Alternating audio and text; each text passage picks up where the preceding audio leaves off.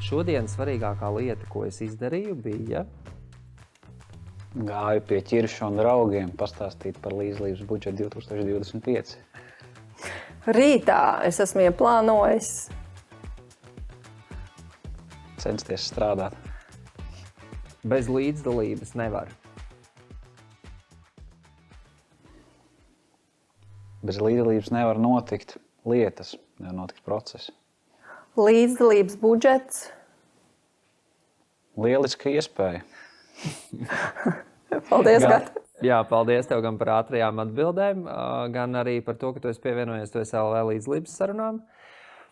Un mums jau te ieskicējās dažas tādas lietas. Ja es saprotu, ka mēs runāsim ar tevi iespējams par līdzlības budžetu, bet iespējams ne tikai, bet jā, mēs zinām, ka tu strādā tieši Rīgas pašvaldībā ar apkaimēm, ar iedzīvotāju apkaimēm, un šobrīd, principā, Rīgas pašvaldība arī veido veselu sistēmu, un šis viennozīmīgi, man liekas, arī ļoti interesants process. Varbūt tu mazliet drusņās vari paraksturot, kā tu vispār nonāci līdz tam, ka tu šobrīd strādā ar līdzlības procesiem galvaspilsētām. Principā, es ne tikai tādu profesionālu, bet arī tādu to savu dzīves dzinoli, tas, teiksim tā dzīve ir bijusi kā pa kalniem, augšā, lejā, pa labi, pa kreisi un dažādas tās lietas, bet kaut kā tā vienmēr tā līdzdalība ir bijusi un tā tieši tā kvalitatīvā, jo tādā dzīves griezumā saprast to, ka nepieciešams cilvēkiem sarunāties, iesaistīties, un es par līdzdalību negribu runāt kā tādu bubuli par to, kā, nezinu, mēs tur birokratizējam kaut kādas atsevišķas lietas. Man liekas, līdzdalība ir tik ļoti dažādas tās formas, un es vienkārši redzu to, cik ļoti tas tā kā ļauj mums attīstīties kā sabiedrībai, kā valstī. Vienalga vispār tiem procesiem ļauj notikt raitāk, kvalitatīvāk, domājot par nākotni, un tajā pašā laikā tā līdzdalība daudziem varbūt nav tik pievilcīga, tik interesanti, jo līdz ko tev ir līdzdalība, tev ir nepieciešams uzklausīt daudz un dažādus viedokļus, tev ir nepieciešams to aprobēt savās smadzenēs par to, ka tas ir labi, tas ir slikti. Tiem, kam tam nepatīk, vieglāk būtu, es sturgalvīgi domāju par kaut kādu vienu lietu, tie runā, lai viņi stāv pie ratiem, un tajā brīdī, es saprotu tās abas puses, jo es esmu, ja ne gluži es esmu bijis abās tajās frontēs, es saprotu gan vienus, gan otrus. Un es esmu to, ko es esmu pamanījis tajā savā tādā ikdienas ritējumā, to, kā ir nepieciešams līdzdarboties un kvalitatīvi censties tos pārējos iesaistītos, jo tieši tā nāk ārā tās jaunās zināšanas, un tā zināšana arī galvenais, ka pārnese tā līdzdalība, jo mēs visi vienmēr runājam, mēs atnākam arī uz šo podcastu, mēs runājam par jauniešu līdzdalību, mēs aizējam pie politiķiem, mēs runājam par jauniešu līdzdalību, bet dienas beigās mēs esam, kaut kur visu tik ļoti birokratizējuši, ka tas īstenībā nav interesanti, mums interesē tie, es atvainojos par vārdu snobi, kas atnāk žaketē paklausīties kultūras centrā uz savu mazbērnu un principā visu, un tajā brīdī mēs skatāmies, tā ir līdzdalība, ko mēs sasniedzam, mums ir kaut kādi rezultatīvie rādītāji, bet patiesībā tas tā nav. Un kā es tur esmu nokļuvis šajā vietā, teiksim tā, dzīve pilna pārsteigumu, un teiksim tā, tie ūdeņi man izskaloja šajā krastā, un viss kaut kas ir darīts, un pat savā laikā varbūt uz Rīgu ejot arī, kā jau mēs ejam uz kaut kādām jaunām darba vietām, mums aptuvens tas priekšstats ir, bet nekad mēs tā 100% nezinām, kas tur ir, par ko tur dara, un kā izskatās tā virtuve, un patiesībā, kas jādara, un šādas te lietas.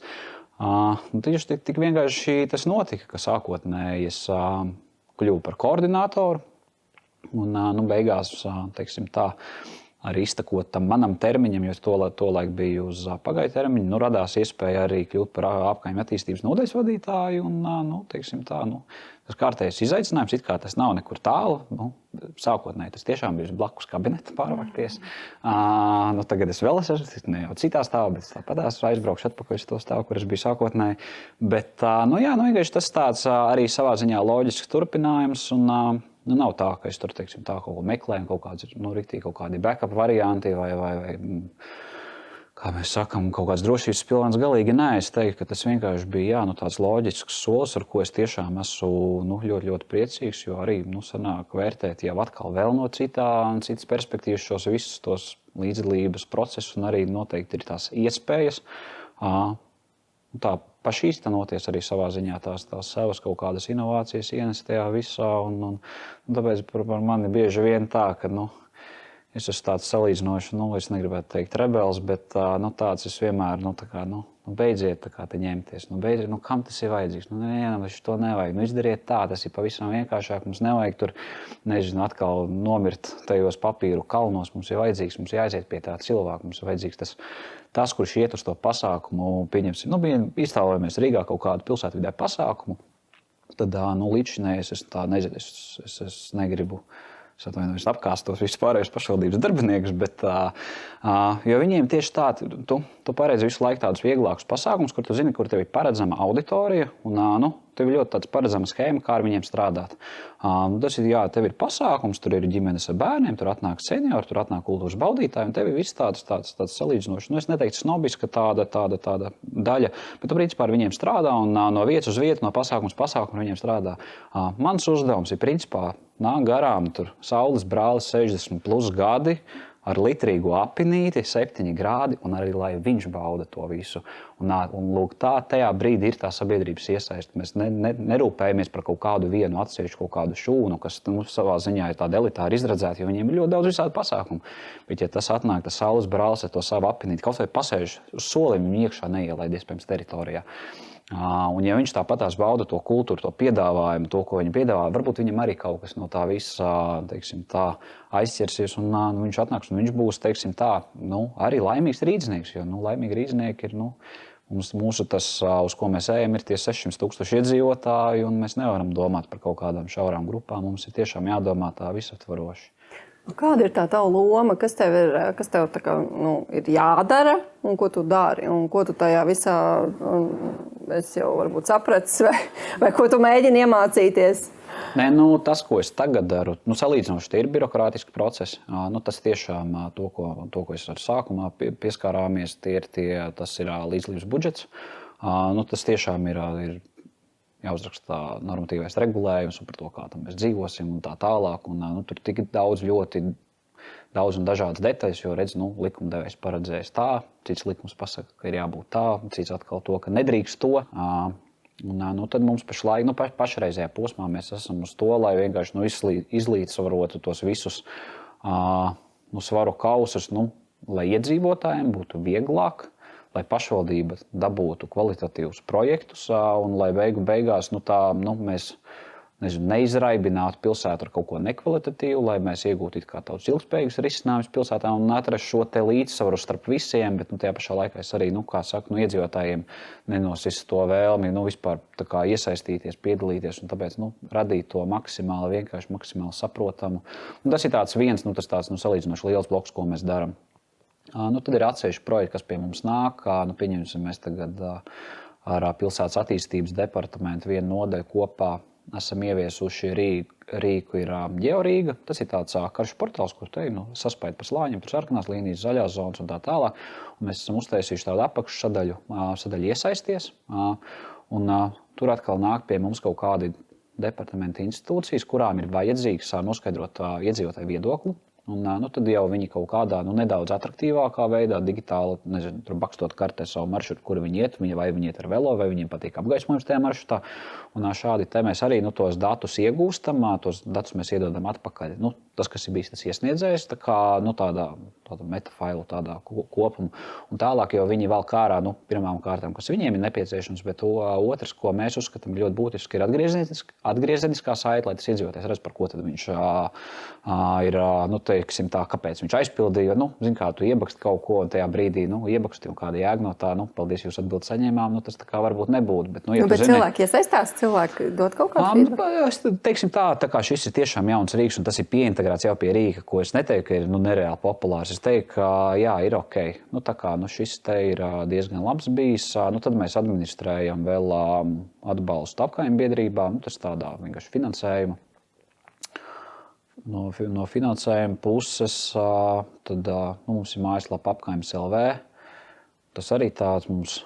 Un es strīdu sābols, mēs pašlaik nezinām to lielo uzstādījumu, vai mēs tā kā turpinam attīstīt, neturpinam attīstīt. Un, es jau it kā gribētu, bet teiksim, tie lielie digitālie izaicinājumi, uz ko mēs it kā ejam, uz tām vienotajām lapām un tam līdzīgi, tas it kā tur iekšā neiedarētos, bet to es teiktu, laiks rādīs, vai tas vēl dzīvos vai nē. Būtu ļoti interesanti uzzināt, kas ir lielākie, tavuprāt, tādi izaicinājumi tieši ar iedzīvotāju iesaisti, ar apkaimju, principā tādu kustību. Ja? Jo Rīgā man šī apkaimju kustība tieši ļoti izteikti pēdējā 10 gadē, man liekas, tiek tā attīstīta un veicināta. Bet tomēr, kas ir tie lielākie izaicinājumi? Jo noteikti 600,000 iedzīvotāju ir sarežģīti, plus vēl droši vien, ka Rīgas efekts, ka šeit jau uzturās katru dienu ļoti daudz cilvēku, kas fiziski nedzīvo galvaspilsētā. Es teiktu pašlaik, tas, kas ir tas lielais un iztrūkstošais savā ziņā masveidība. Un masveidība, es pat teiktu, no vairākiem tādiem aspektiem. Labi, pirmām kārtām tas ir demokrātija kā tāda vienkārši. Tas ir vairāk cilvēku, tas pārstāvniecība par to, ka viņi vēlas to vai to. Tas nav atkal atsevišķi šaura kaut kāda šūna, kas tur kaut ko bīda cauri. Un par to masveidību arī runājot, tas ir arī tajās pašās apkaimbiedrībās. Mums ir dažādas apkaimbiedrības. Mēs apkaimbiedrību Rietā varam uztaisīt. Tā kā tas tieši tik vienkārši, un tajā brīdī tu uzliec nosaukumu apkaimes biedrība, un tu bliez, un tu kvalificējies visiem rādītājiem, mēs uzrakstam statūtus, tas vispār nav grūti. Tad mēs ejam pie gata un sakam, mēs te pārstāvam. Jā, tieši tā. Un tur ir atkal tas riska moments savā ziņā par to, ka redzi, tieši tā jūs, pirmām kārtām tā ir tā pārstāvniecība kā tāda, vai tu pārstāvi cik lielu to sabiedrības daļu.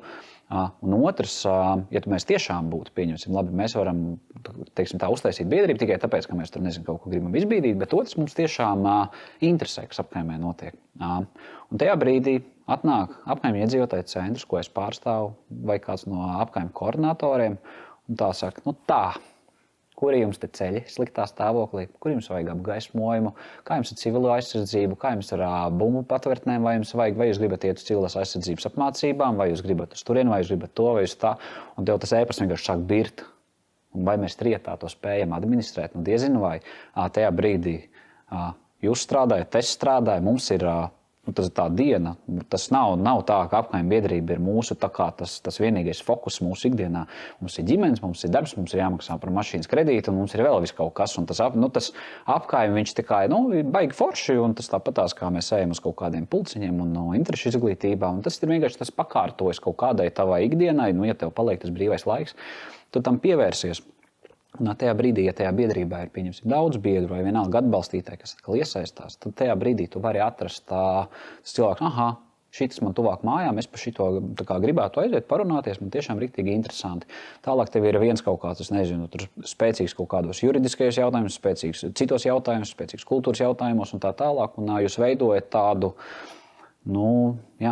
kopienu, kas spēj nosegt dažādus šos segmentus, un tajā brīdī jūs arī spējat kvalitatīvi eksistēt.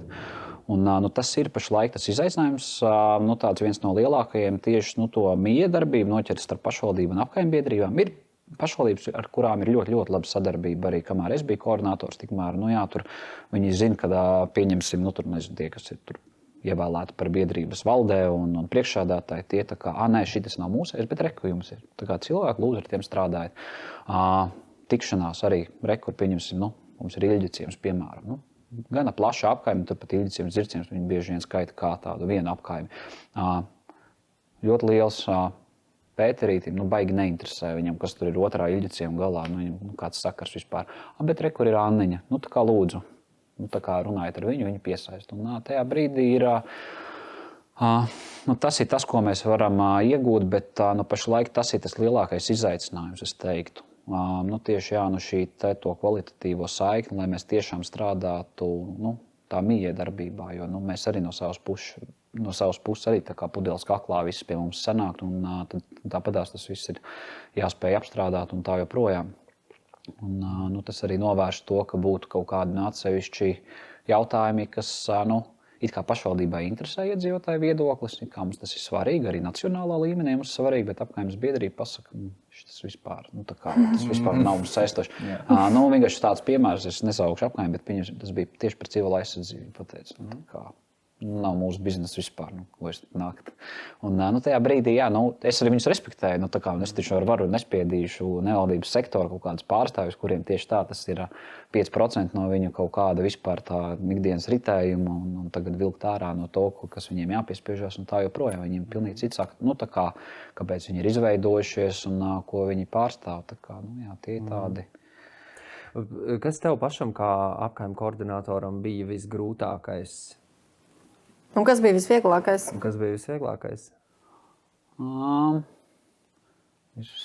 Par grūtām lietām vajag grūti. Par grūtām lietām vajag grūti. Par tām vieglajām varbūt.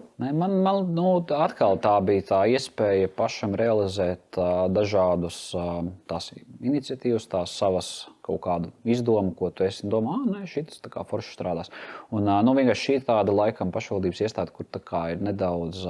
Es neteiktu fleksiblāk, bet tā pieeja to, ka mums ir diezgan liela tāda arī rīcības brīvība tajās izpausmēs, jo tieši tā mēs līdzdalību nevaram notvert pēc kaut kādas vienotas schēmas. Un tev ir jādomā kaut kādi tie risinājumi, kaut kādi inovatīvi, pilnīgi kaut kādi, pilnīgi bezjēdzīgi un citkārt, bet ir jāizmēģina, jo citādāk, ja es to neizmēģinātu, es arī nezinātu, ka tas nestrādā, jo, ierakstīt kaut kādām metodoloģiskajām materiālā vai vadlīnijās, tad, to mēs visi varam izdarīt, un tīpaši mākslīgo intelektu mūsdienās, tas vispār 3 minūšu jautājums kaut ko tādu uztaisīt, bet tas ir tas labais, jo un tas, kas man patika, to, ka tu varēji īstenot dažādas šīs lietas, to saikni ar cilvēkiem, to dažādi noķert un arī skatīties, kaut kas strādā, kaut kas nestrādā un arī vairāk iesaistīties tajā. Un vienlaikus tas arī varbūt ir tas mīnus.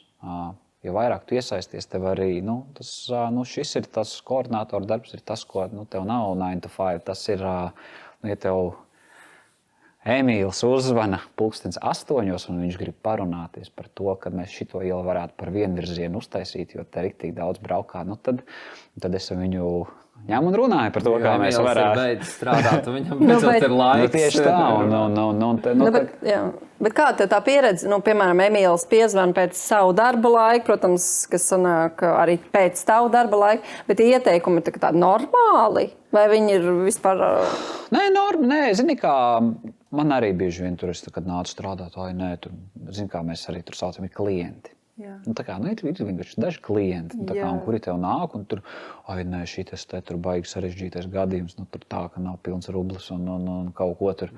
Beigās tu sāc ar to cilvēku runāt, tu saproti, kas viņam nepatīk. Un, ja tu iedod arī no sevis bišķīt iekšā par to, ka man arī bija bišķīt vieglāk, jo es biju Imantas punktu koordinators un es arī vienu īsu brīdi dzīvoju Imantā.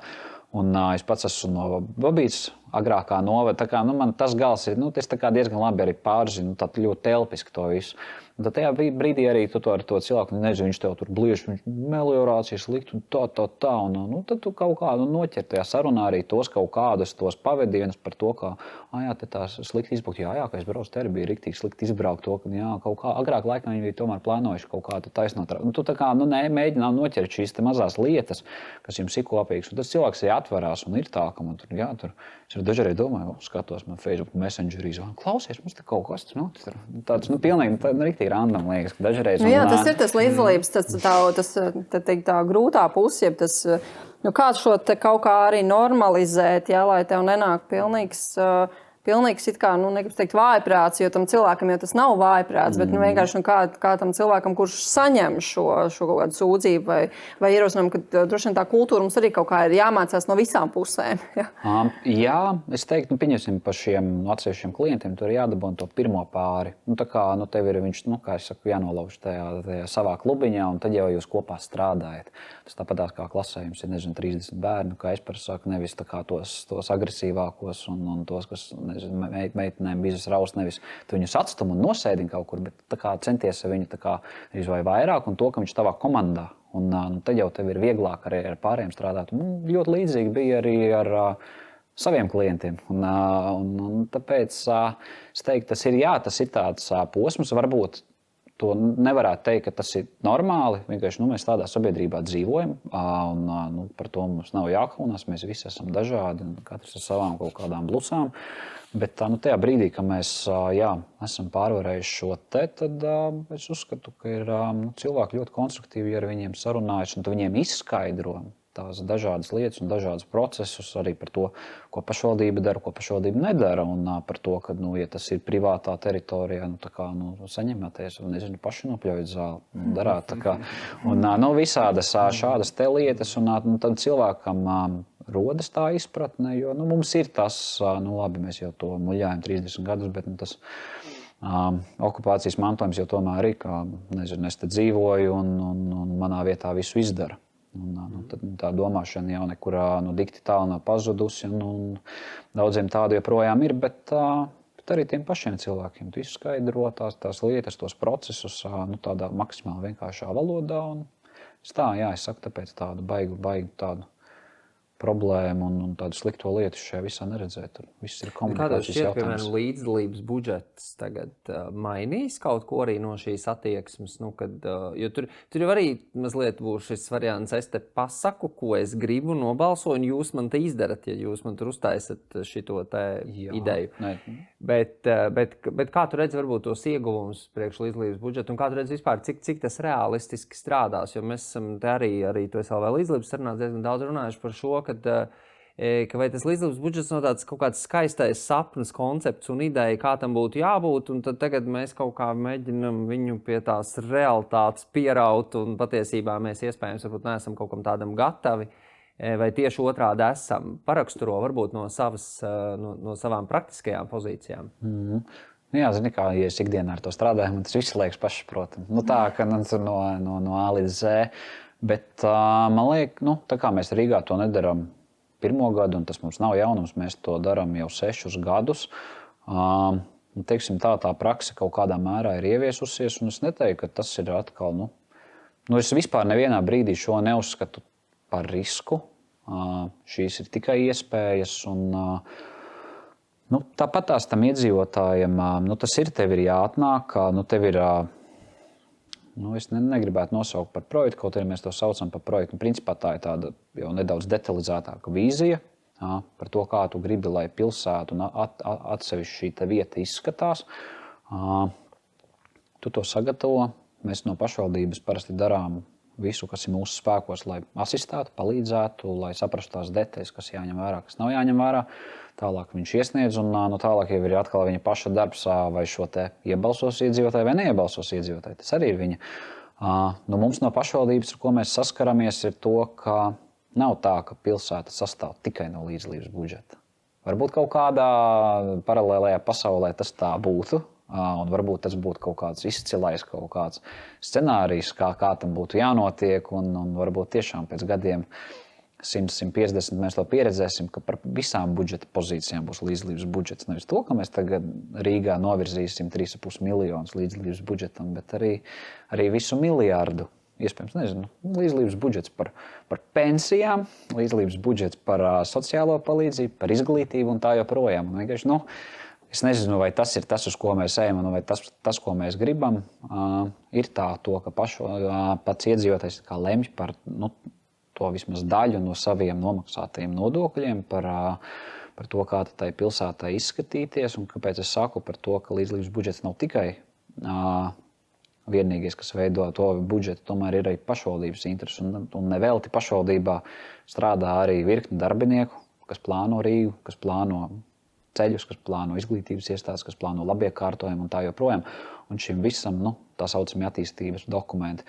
Un šo visu kopā saliekot, tad mums ir jārada tā pilsēta, teiksim, tā jēgpilna, kvalitatīva, lietojama, ilgtspējīga. Un šis ir tikai tāds mazs piliens tajā lielajā jūrā, kā tad iedzīvotājs, pirmām kārtām var izlemt par tiem saviem līdzekļiem, bet kāpēc es uzskatu, ka tas ir labi?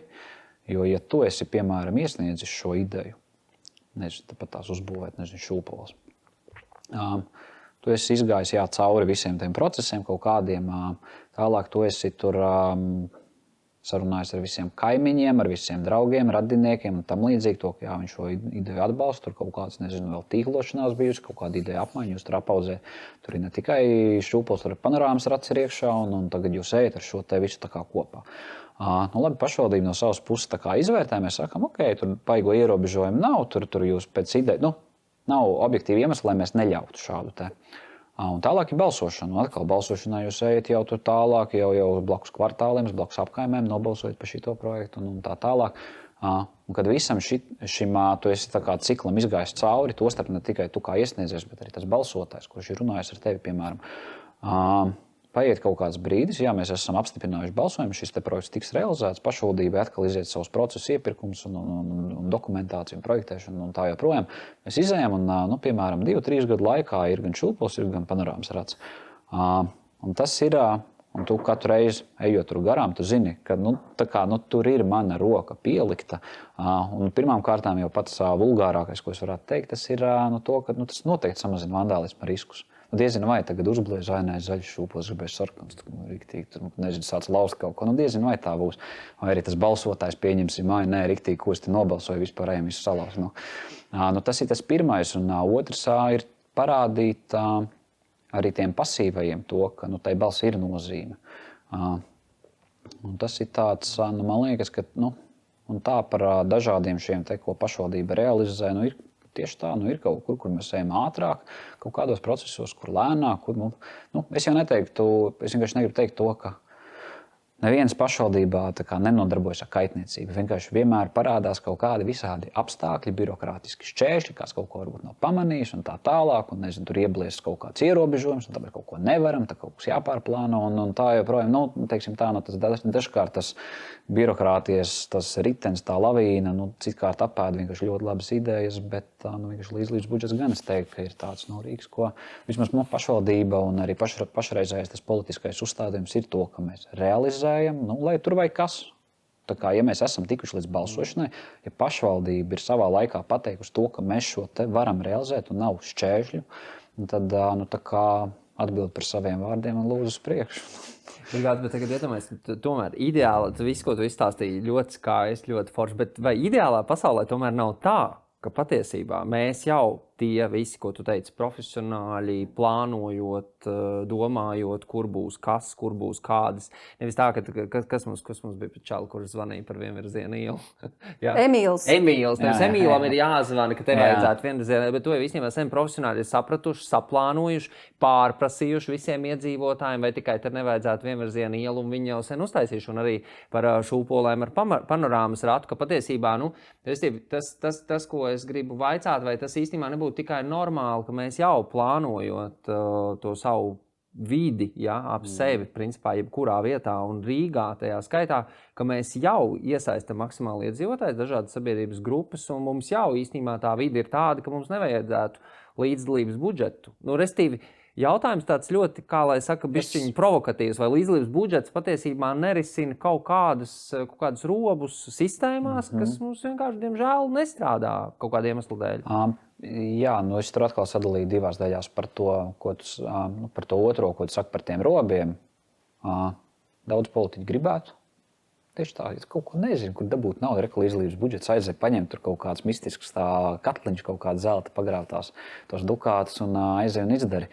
Bet es nepiekrītu no tā viedokļa, tāpēc, ka mēs neesam tā, ka mēs tagad esam ieradušies kaut kur pļavā un tagad sākam. Tagad uzblēzīsim Brīvības ielu, šeit mums būs tāda iela, tagad mēs šeit to darīsim, mēs neradām jaunu pilsētu. Mēs dzīvojam tur, kur mēs esam, mēs dzīvojam ar to visu mantojumu, kas mēs esam. Mēs esam jau no 13. gadsimta paša sākuma šeit, un tieši tā pilsēta visu laiku aug, attīstās, un mēs nevaram izsakot līdzi jebkurai vietai, jebkurai ielai par to, vai tur labāk ir vienvirziena vai nezinu, divvirziena, vai vispār, nezinu, aizslēgt to ielu ciet un atvērt to tikai gājējiem un velosipēdistiem.